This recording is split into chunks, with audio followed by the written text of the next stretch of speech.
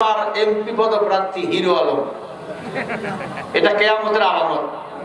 কথা কয় না, এনাকে আবার ভোটে দাঁড়াবে ঢাকা, ও মার খাওয়ার জন্য আবার ভোটে দাঁড়াবে।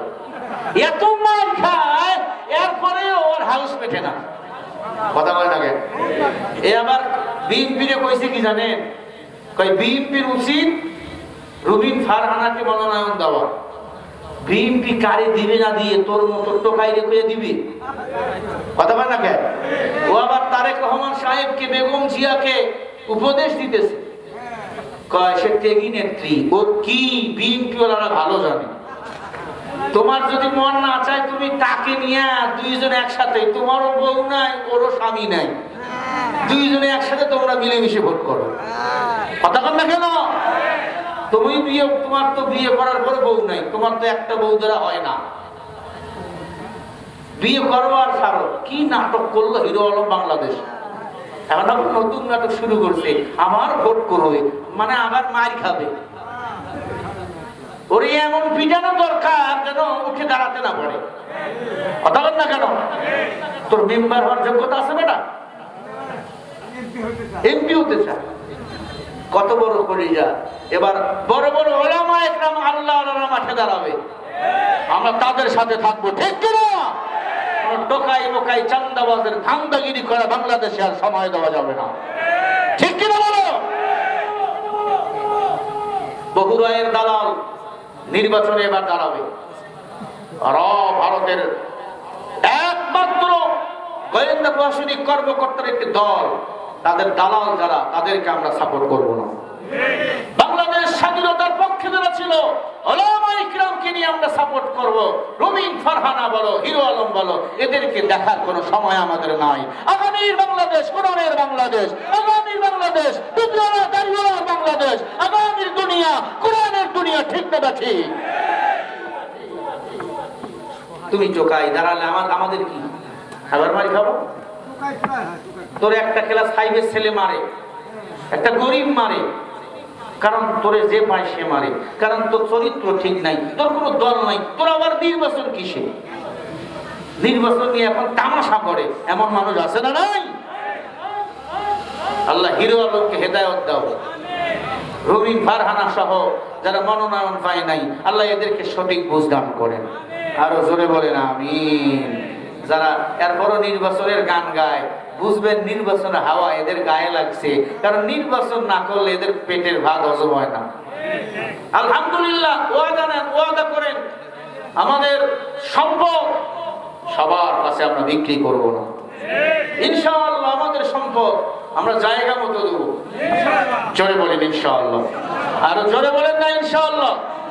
কোরআনের পক্ষে থাকবো। রাজি আছেন? আল্লাহ কবুল করেন। জোরে বলেন আমিন। আব্দুল্লাহ বিন তামের আল্লাহর বান্দা যুবক, পাহাড় থেকে যখন নিচে পড়ে গেল, আল্লাহ তাআলা কুদরতি ভাবে বান্দাকে হেফাজত করলেন, কোনো ক্ষতি হলো না। আব্দুল্লাহ বিন তামির ডাক দিয়ে বলে, আল্লাহ আমারে যারা মারতে চায় ওদের তুমি ব্যবস্থা করো। যারা যারা পাহাড়ে আব্দুল্লাহ বিন তামিরকে নিয়ে গেছে, আল্লাহ সবাই শেষ করে দিছে। সুবহানাল্লাহ বলেন। হুজুরদের তালিকা রাখবে না, হুজুর গো, হ্যাঁ, দল নিষিদ্ধ করে, তার দল এখন নিষিদ্ধ। কথা বলে থাকে। আল্লাহ বলে ওয়ামাকারু ওয়ামাকারাল্লাহ আল্লাহু খায়রুল মাকিরিন।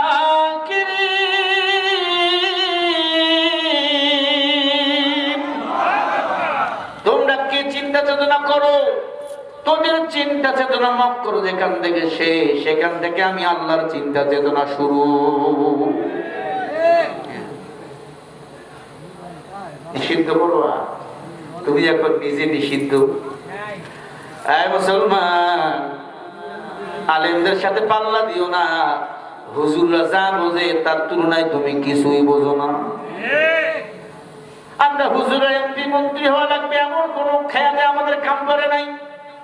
এরপরেও দাঁড়াই আল্লাহর জমিনে আল্লাহর দ্বীন বাস্তবায়নের কথা বলার জন্য দাঁড়াই। আমরা তো পরের বাড়ি ভাই, কাল খাইছি এক জায়গায়, আজ খাইলাম এই জায়গায়, আল্লাহ বাঁচাইলে আগামীকাল আল্লাহ যদি খাওয়ায় আর এক জায়গায়, পরশু দিন আর এক জায়গায়, এরকম চলবেই রমজান পর্যন্ত। আমরা তো পরের বাড়ি খাই, চিন্তা কিসের আনবো? বাজার আমরা করি না, আমাদের জন্য বাজার আপনারাই করেন। নিমু না বসতো, আরো নেন, দেওয়া লাগবে। কে খাওয়ায় বলেন? সবাই বলেন কে খাওয়ায়? আল্লাহ খাওয়ায়। ভাইরা আমার, ইসুফ জুনাওয়াজ ডাক দিয়ে বলে, সৈন্য সাথী, তামেরকে হত্যা করা লাগবে। কেমনে? তাই হাত পা বেঁধে সমুদ্রের মধ্যে নিয়ে যাও। জাহাজে তোলা হলো, নৌকার উপর তোলা হলো। নৌকার উপর উঠাবার পর আল্লাহ বান্দাকে হাত পা বেঁধে ফেলাইয়া দিবে। কোন সময় আব্দুল্লাহ ডাক দিয়া বলে, আল্লাহ তুমি ছাড়া আমার কেউ নাই। আল্লাহ ফেরেশতাকে ডাক দিয়া কয়, ফেরেশতা সমুদ্রের মধ্যে লাল গালিচা বিছাইয়া দাও। আমার আব্দুল্লাহকে যারা মারতে চায়, হাঙ্গর কুমির গুলো খেয়ে ফেলবে।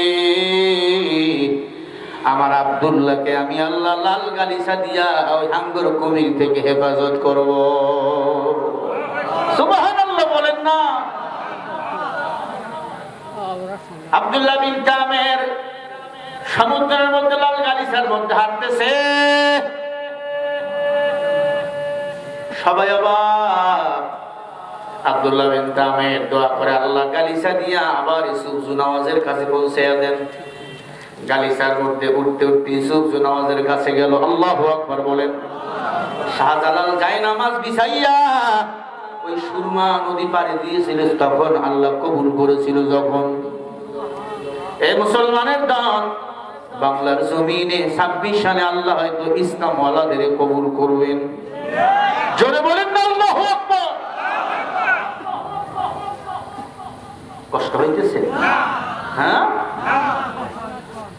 মুসলমান ইমানদার সবাই সমুদ্রের মধ্যে যারা ইউসুফ জুনাওয়াজকে আপনার আব্দুল্লাহ বিন তামেরকে মারার জন্য নিয়ে গেল, আল্লাহ এদের সবাইকে মেরে ফেললেন। গজব আযাব দিয়া আব্দুল্লাহ বিন তামেরকে মার বলে, তোমাকে আগুনে ফেলায় পুরো মেরে ফেলবো। আব্দুল্লাহ বিন তামের ডাক দিয়া কয়, ইউসুফ জুনাওয়াজ, আমাদের জাতির পিতা ইব্রাহিমকে তো মারার জন্য কম ষড়যন্ত্র করে নাই, মারতে পারে নাই, বরং আল্লাহ আগুন থেকে উঠাইয়া মিশরের বাদশার মেয়ের সাথে বিবাহের ব্যবস্থা করেছে। সুবহানাল্লাহ বলেন না? ওই আল্লাহ আছে না? না ডাক দিয়া বলে, তাহলে কি করব? তোরে কি মারতে পারবো না? কয় পারবেন। কেমনে? কয় একটা দোয়া আমি শিখায় দেবো। এই দোয়া পইরা যদি আমারে তীর মারেন তাহলে আমারে মারতে পারবেন। কেমনে? কয় ঢোল পিটান, সব ইয়ামানের মানুষগুলোকে এক জায়গায় করেন, লক্ষ লক্ষ কোটি কোটি জনতা হাজির। যে আব্দুল্লাহ বিন তামেরকে কেউ মারতে পারে না, তাকে আজকে ইউসুফ জুনাওয়াজ মারবে। কি কইয়া মারবে? আমরা দেখব। ইউসুফ জুনাওয়াজের হাতে আব্দুল্লাহ বিন তামের একটা তীর দিল, আর কানে কানে শিখাই দিল, তীর যখন মারবা জোরে বলবা, বিসমিল্লাহি রাব্বিল গুলাম। আমি আব্দুল্লাহ বিন তামের আল্লাহর গোলাম। আওয়াজ দিয়ে বলেন দেবগুড়ার মুসলমান, আমরা কার গোলাম? আল্লাহর গোলাম। কার গোলাম? আল্লাহর গোলাম। এই দোয়া পড়ে তীর যখন মারতেছি, সুজুনাওয়াজ সবার কানে চলে গেল এই দোয়া, বিসমিল্লাহি রাব্বিল গুলাম, আমি আল্লাহর গোলাম। এই তীর আব্দুল্লাহ বিন তামেরের মাথায় যখন লাগলো, জমিনে পড়ে মরে গেল। এই শব্দ শুনে সব কাফের বেঈমানেরা পাগল হয়ে গেল। যে আব্দুল্লাহ বিন তামেরকে আগুনেও পুড়তে পারে না, সমুদ্রে ডুবাইতে পারে না, পাহাড় থেকে ফালায় দিয়ে মারতে পারে না, আল্লাহর নামে মরে যায়। আল্লাহর নামে যারা মরার জন্য রেডি, আমরা দেরি করতে চাই না, আল্লাহর নামের কালিমা আমরা সবাই দিলে ধারণ করতে চাই।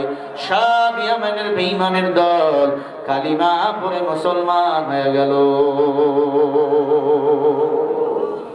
জোরে বলেন না সুবহানাল্লাহ, আর জোরে বলেন না সুবহানাল্লাহ। ও মুসলমান, যত বাধা আসুক না কেন আমরা কোরআনের পক্ষে থাকবো, আল্লাহু আকবার বলে ময়দানে ঝাঁপিয়ে পড়বো। কোন বামরাম ভারতের গোলামকে আমরা কখনো ভয় করব না।